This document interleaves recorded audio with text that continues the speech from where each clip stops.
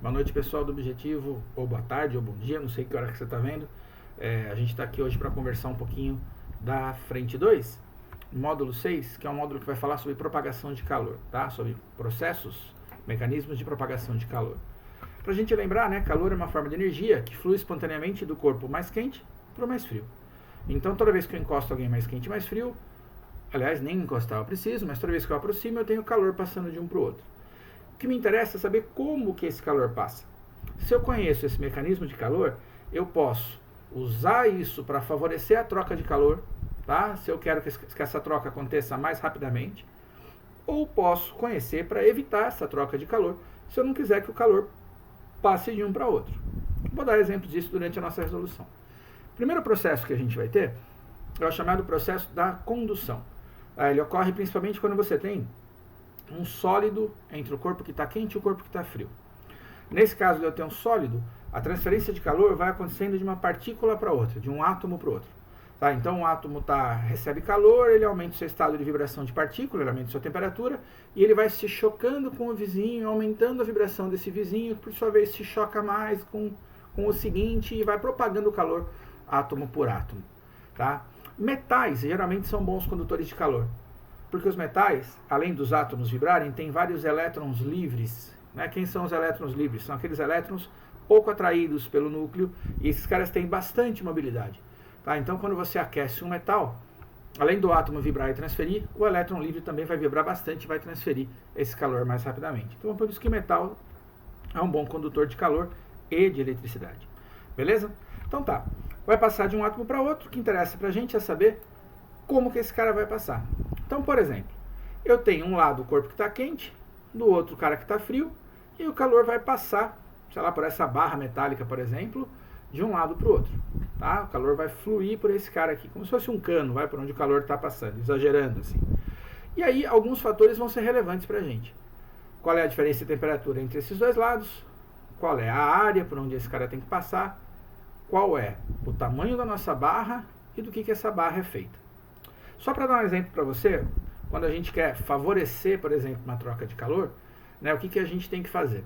Então vamos pegar uma situação prática. Você quer gelar um refrigerante rapidamente. O que você faz com esse refrigerante? Você pega e põe no freezer da sua geladeira. Se você colocar um refrigerante em lata, um refrigerante em garrafa, com o mesmo volume, com a mesma quantidade, você vai perceber que depois de um tempo curto, o refrigerante na lata vai estar gelado mais gelado do que na garrafa. O refrigerante na lata de alumínio gela mais rápido. Tá? Ele perde calor mais rapidamente para o freezer. E por que ele perde calor mais rapidamente para o freezer? Por vários motivos. Se você pegar lá a espessura da lata de alumínio, que seria um equivalente a SL, tá? Esse recorte dessa barra, para você poder entender na lata, é como se você conseguisse cortar um cilindrozinho desse lateral da lata ali. É bem fininho, né? Então esse L é bem estreito. Tá? Então, bem estreito quer dizer que o calor flui bastante, tá? Pouco material, a lata é fininha. Além disso, ela é de alumínio. Alumínio é um bom condutor de calor. Então o calor passa pelo alumínio, porque o alumínio conduz bem e ele é fino. Na garrafa, a espessura, a grossura da garrafa, ela é maior do que a da lata de alumínio. Além disso, o vidro não é tão bom condutor de calor quanto o metal, quanto o alumínio. Então aí você percebe que a lata de alumínio gelaria mais rápido. Aí eu tirei a lata de alumínio da geladeira. Do mesmo jeito que ela perdeu calor para o ambiente mais rápido, ela recupera o calor do ambiente externo, tá? Que está quente, esquentando o refrigerante também mais rápido. Como é que a gente faz para evitar isso aí? Bom, coloca um isopor em volta dela. Não é? Vocês já viram isso em festa, na casa de alguém? Que a pessoa tem um isopor que ele encaixa a lata? Aquele isopor em volta, ele vai lá e aumenta a espessura, tem que passar pelo alumínio e também tem que passar pelo isopor. E além disso, o isopor é um isolante térmico. Então são alguns fatores que vão influenciar para a gente nessa transferência de calor. A diferença de temperatura entre a fonte quente e a fonte fria, a área por onde esse cara está passando, o L, tá, que é a espessura, e o material de que é feito o corpo por onde esse calor tem que fluir. Tá? O material desse sólido por onde o calor tem que fluir. Quando a gente escreve isso de uma forma matemática, a gente chega nessa lei que é conhecida como lei de Fourier. O fluxo de calor, letra grega φ, que expressa para mim quanto de calor passa por tempo, ele tem a mesma grandeza de potência, tá? Ele me diz quantas calorias por segundo estão passando, vai ser igual a C, condutividade, vezes S, que é a área, vezes Δθ dividido por L. Vamos entender isso aqui de uma outra forma. Vou pegar um outro exemplo para você entender. Numa manhã de inverno, você provavelmente acorda para ir trabalhar, para ir estudar, e ao sair na rua, se você estiver sem blusa, você vai sentir frio. Por que você sente frio quando você sai sem blusa? Bom, o principal motivo é esse aqui, ó. A diferença de temperatura entre o seu corpo, que é por volta de 36 graus, e o ambiente deve estar grande. Vamos chutar que esteja um dia que a temperatura é 10 graus, tá? Externa. Ué, então seu corpo está a 36, a temperatura externa está a 10. São 26 graus de diferença de temperatura. Se a diferença de temperatura é grande, o fluxo de calor, a quantidade de calor por segundo que o seu corpo perde para o ambiente também vai ser elevada. Se eu perco calor rapidamente para o ambiente, a gente sente frio, tá? Sentir frio é perder calor muito rápido para o ambiente. Quando a gente passa álcool para esterilizar a mão, éter, né, você também sente frio ali. E a temperatura não diminuiu tão rapidamente. Você sente frio por quê? Porque esses líquidos que são voláteis roubam o calor da sua mão para evaporar. E aí você perde esse calor rapidamente e sente frio, tá? Nesse caso, se a temperatura aqui, ó, tem uma diferença muito grande entre a do seu corpo e o ambiente, você vai sentir frio porque você perde calor rápido. Como que você evita sentir frio, então, numa manhã de inverno? Ah, senhor, põe uma blusa. Ué, quando você põe uma blusa, você vai lá e mexe nesses 3 fatores aqui, ó. Já que na temperatura você não pode mexer, né? Tá? Quais são os fatores que você mexe? Você coloca o material que é um isolante térmico, condutividade térmica do material. Você põe uma blusa de lã, você põe uma blusa de soft, você põe uma blusa, uma jaqueta que por dentro ela tem lá um isolante térmico, tá? Ué, então eu coloco um não condutor de calor, um isolante, para não deixar o calor sair de mim. A área, o que é essa área? É a área de contato entre o corpo que está quente e o corpo que está frio. Vamos voltar no caso da latinha de refrigerante que eu te falei lá. Se você coloca ela no meio do seu freezer sem encostar em nenhuma parede, ela demora mais para gelar do que se eu colocar ela encostada em alguma parede, tá? Onde vai ter gelo ali. Se eu pegar essa latinha e colocar dentro de um, sei lá, de um cooler com gelo ao redor dela todo, ela gela mais rápido ainda, tá? Então a área de contato é relevante. Quando a gente põe uma blusa, eu diminuo a área de contato entre o meu corpo e o ambiente que está frio. Então eu coloquei um isolante, eu diminuí esse cara, coloquei, cobri o corpo, então eu reduzi a área, reduzo esses fatores aqui em cima, eu reduzo o fluxo de calor. Se eu perco calor mais devagar, eu não sinto frio. Além disso, eu aumento a distância que o calor tem que percorrer entre o meu corpo e o ambiente. Né? Eu coloquei uma blusa, aumentei a distância, o calor tem que percorrer uma distância maior, reduzo o fluxo. Tá? É provável que isso apareça para você em tarefa. O que você tem que guardar a respeito de condução, então? É principalmente feito em sólidos, quando eu tenho um sólido entre o corpo quente e o corpo frio, molécula por molécula. Existem materiais que são isolantes e outros são condutores. Via de regra, condutores são metais, tá? Os outros tendem a ser isolantes. Belezinha? Bom, próxima transmissão de calor, convecção. Então a primeira acontece principalmente para sólidos. Convecção acontece principalmente em líquidos e gases. Não tem como um átomo de um lado de uma barra passar para o outro lado da barra. Tá? Se eu viesse aqui, pegasse lá a latinha de refrigerante, não tem como um átomo da parte de baixo da latinha passar para cima. Então esse cara não tem mobilidade. O que acontece é que ele consegue vibrar e bater no cara do lado. Quando eu falo de um líquido ou de um gás, não. Se eu aqueço um líquido e um gás, ao aquecer esse cara, ele se expande e fica menos denso. Quem é menos denso vai para cima. Então, líquidos quentes ou gases quentes vão para cima. Como que a gente chama líquido e gás de uma vez só, um nome só? Fluido, tá? Do jeito que está escrito aí, fluido e não fluidos, tá?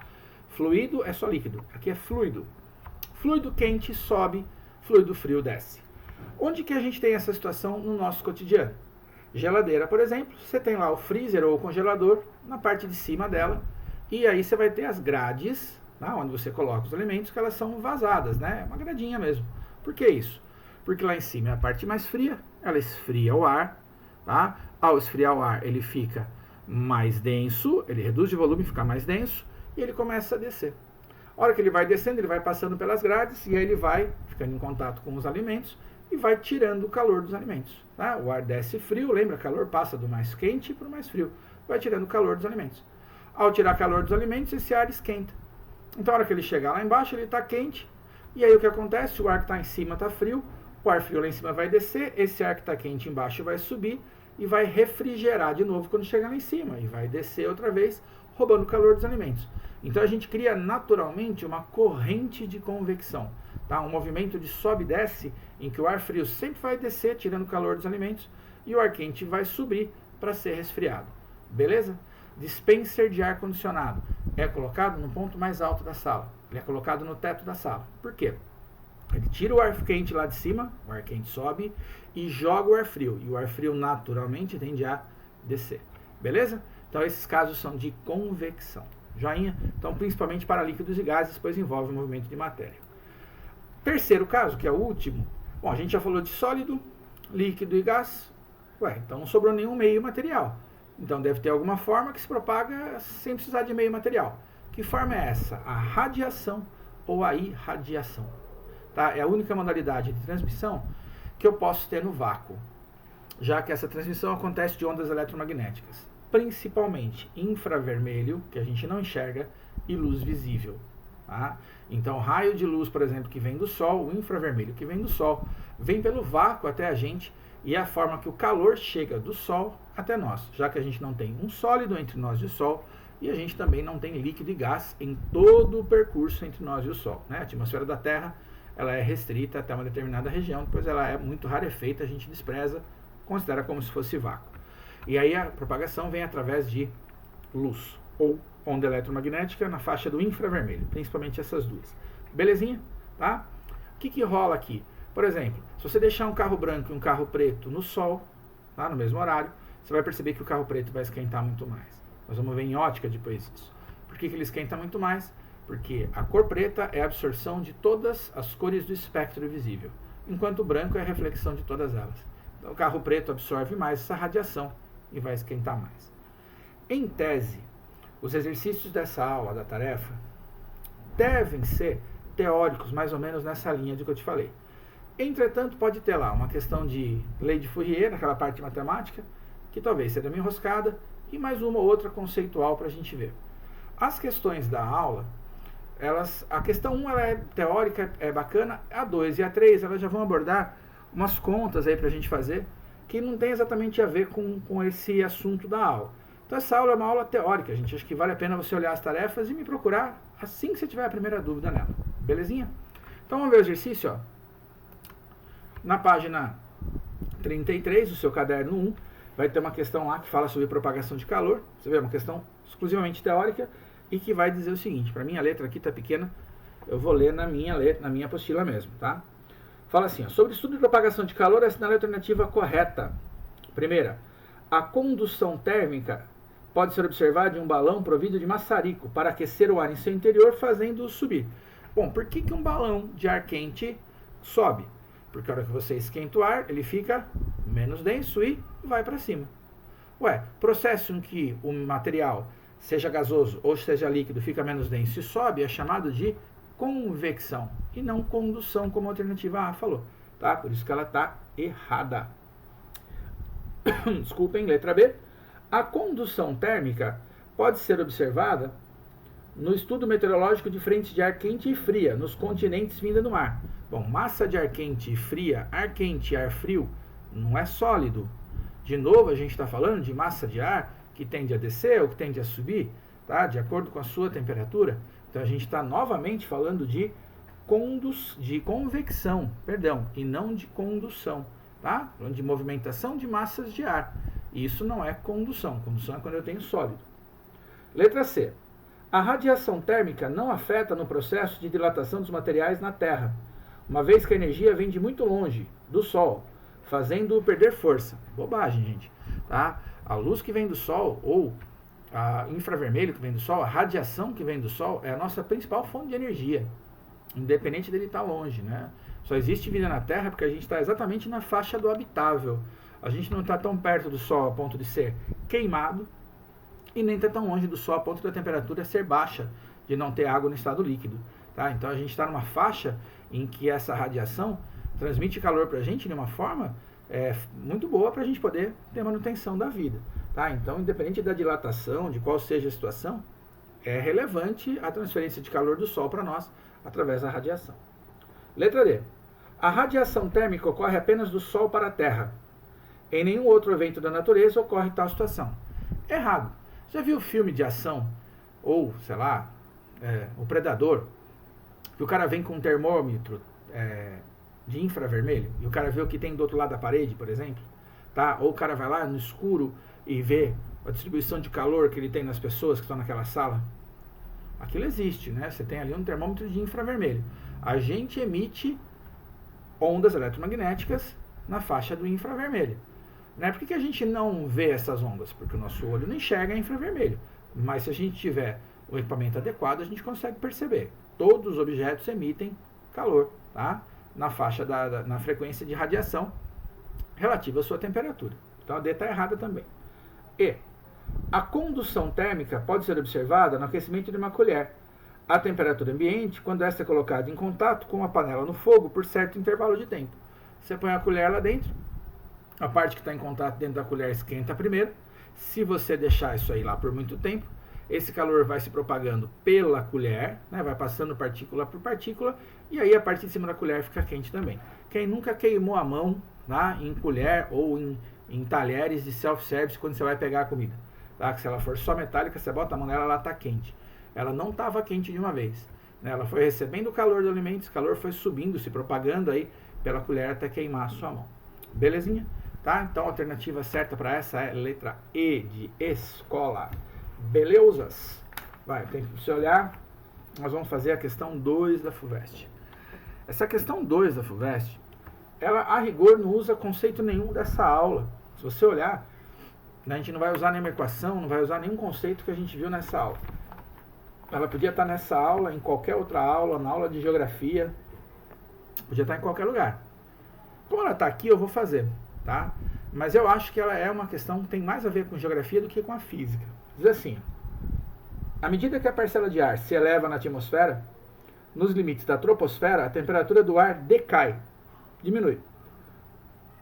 Há uma razão de 1 grau Celsius a cada 100 metros, razão adiabática seca, RAS, isso quer dizer, se o ar estiver seco, tá, naquele lugar, ou 0,6 graus Celsius a cada 100 metros, razão adiabática úmida, RAU, se o ar estiver úmido, se tiver condensação de água naquele lugar.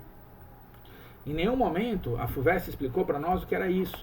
E eu não sei se você vê isso em geografia, tá? Então eu preciso saber se eu tenho condensação de ar, se eu tenho condensação de água, água líquida naquela região ou não. Tá legal? Se eu tiver água líquida, a gente usa RAU, razão adiabática úmida.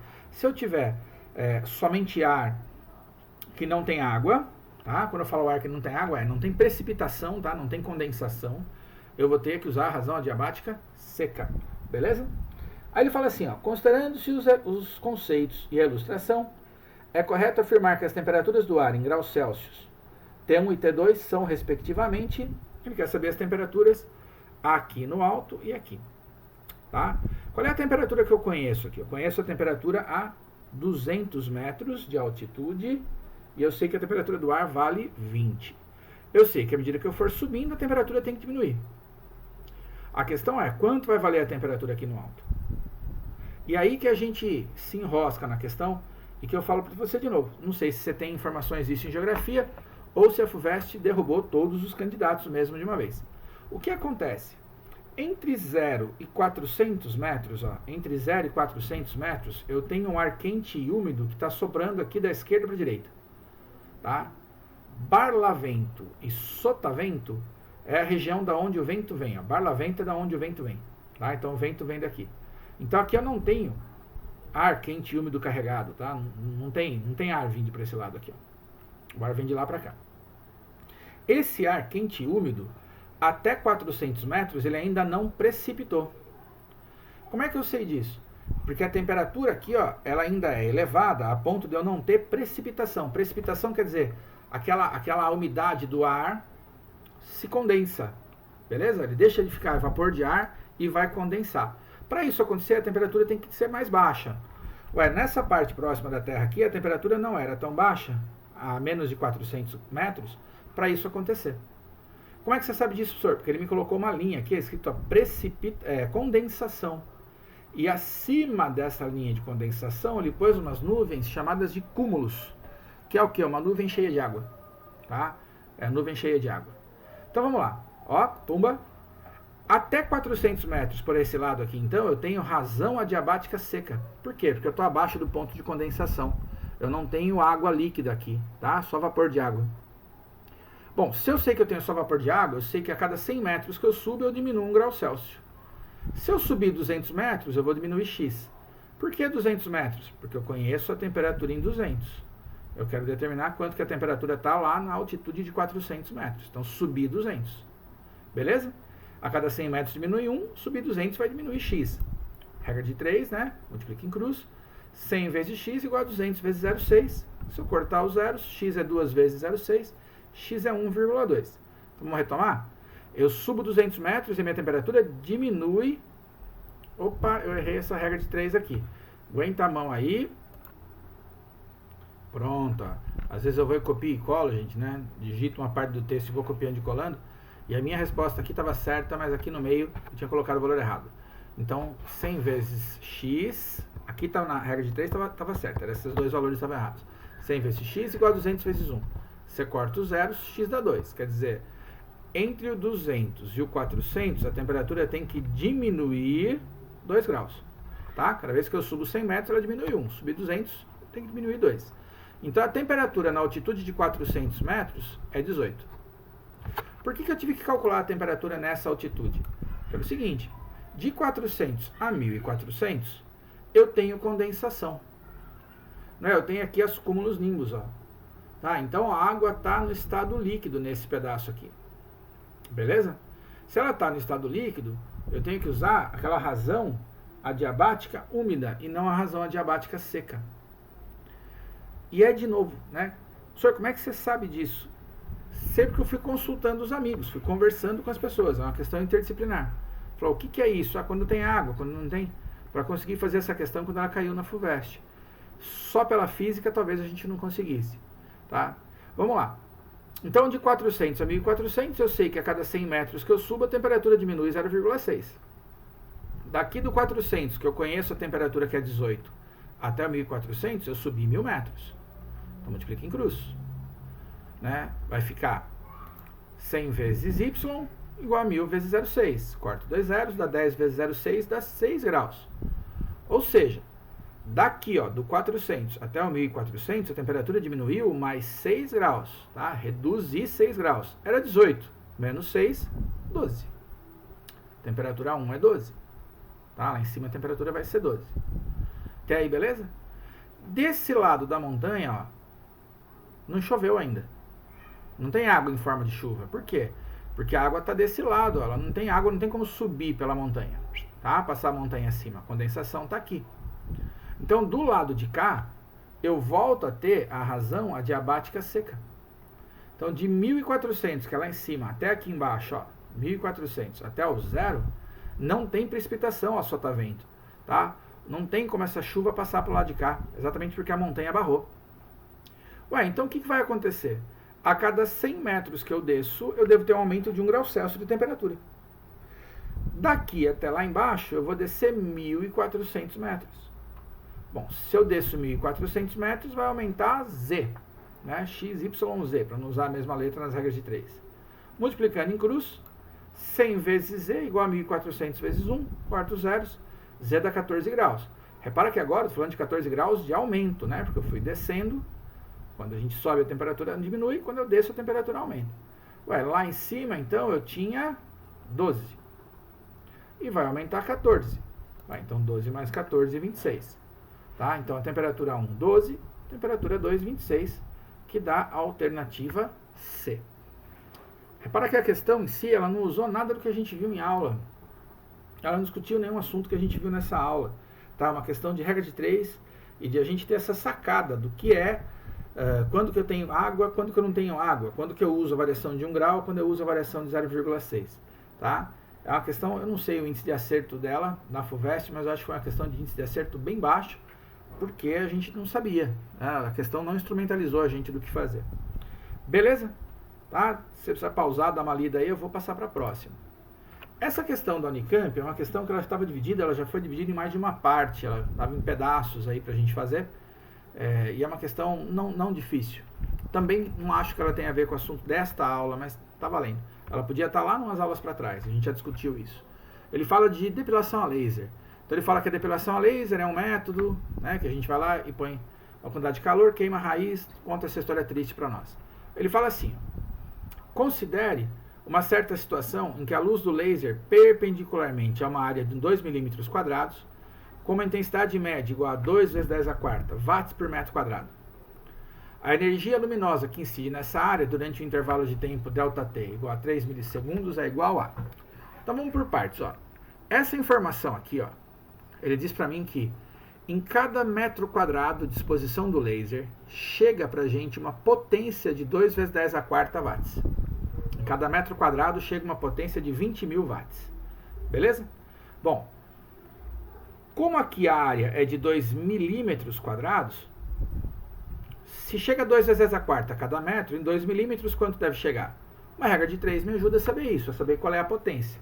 E a potência eu sei que é a energia dividida pelo tempo. Aí eu acho a energia que chegou. Porém tem um problema. A área aqui está em milímetro quadrado. E a gente tem uma tendência de errar isso muito sério, tá? Como é que a gente passa de milímetro quadrado para metro quadrado? Nas aulas presenciais, teve uma aula que eu fiquei discutindo com vocês, prefixos. E eu falei, ó, o que aparece na frente da nossa segunda letra é um prefixo. Ué, então só o M aqui seria metro. Como eu pus o M na frente, eu tenho milímetro. Quanto vale o mili? 10 a menos 3. Então 2 milímetros é 2, abre o parênteses, 10 a menos 3, fecha parênteses ao quadrado, metros. Senhor, como assim? 2 mili, 10 a menos 3, metros, tudo ao quadrado. Beleza? O mili também está ao quadrado aqui, ó. A gente não põe parênteses, porque não precisa. Mas eu elevo os dois ao quadrado. Aqui eu faço questão de pôr para a gente lembrar o quê? O 10 a menos 3 ao quadrado é 10 a menos 6. Então 2 milímetros quadrados é a mesma coisa do que 2 vezes 10 a menos 6 metros quadrados. Cuidado, transformação de área e de volume a gente tende a se enganar. Bom, regra de 3. 2 vezes 10 a quarta watts para cada metro quadrado. Uma potência P para 2 vezes 10 a menos 6 metros quadrados, que é a área que o laser atinge. Multiplica em cruz, vai ficar P vezes 1, que é P mesmo, tá? P vezes 1, igual a 2 vezes 10 a quarta vezes 2 vezes 10 a menos 6. Multiplicação de números que não são potência. 2 vezes 2, 4. E as potências, a gente mantém a base que é 10 e soma os expoentes. 4 menos 6, menos 2. Então 4 vezes 10 a menos 2, watts de potência. Potência é calor dividido pelo tempo. Então 4 vezes 10 a menos 2, igual a Q dividido por 3 vezes 10 a menos 3, que é o tempo. Ô, professor, de onde você tirou esse tempo? Vou voltar lá, ó. Um tempo de 3 milissegundos. Esse mili é o mesmo mili do milímetro. 10 a menos 3. Ô, professor, por que você não pode escrever em segundos? Porque minha resposta não estava em milijoule. Watt é joule por segundo. Então meu tempo tem que estar em segundos e não em milissegundos. Então 4 vezes 10 a menos 2 de potência é igual a calor dividido por 3 vezes 10 a menos 3. Esse cara eu vou passar multiplicando. Aqui vai ficar igual a 4 vezes 10 a menos 2, vezes 3 vezes 10 a menos 3. 3 vezes 4, 12, vezes 10 a menos 5. Ó, menos 5 são 5 casas da vírgula para a esquerda. Se eu ando uma, escrevo 1,2. Se eu tinha que pegar, a partir do 2 aqui, ó, andar 5 para trás, eu andei uma para trás, agora só faltam 4. Então 1,2 vezes 10 a menos 4, alternativa B. As questões 2 e 3, então, elas estavam um pouco fora do contexto da teoria da aula. A hora que você for fazer a teoria da aula, você vai encontrar várias questões teóricas, tá? A hora que você for fazer tarefa, várias questões teóricas. Se você tiver dúvida, já sabe, né? Me procura no Click Meeting para a gente poder conversar sobre isso. Belezinha, gente? Tá? Então, juízo, bons estudos e até breve.